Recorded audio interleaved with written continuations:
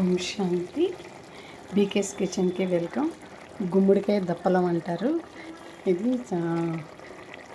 అన్నంలోకి రోటీలోకి అదైతే చాలా బాగుంటుంది.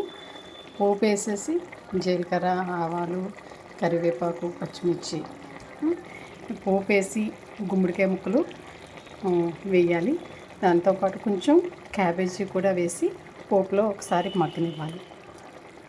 ఒక 5 నిమిషాలు అవి మగ్గిన తర్వాత టమాటా వేసి కొంచెం వాటర్ పోసి మూత పెట్టాలి. ఇలా కూర మగ్గిన తర్వాత ఒక చిన్న గ్లాసుడు పాలు పోసి ఒక 5 నిమిషాలు ఉంచి అప్పుడు ఉప్పు వేయాలి.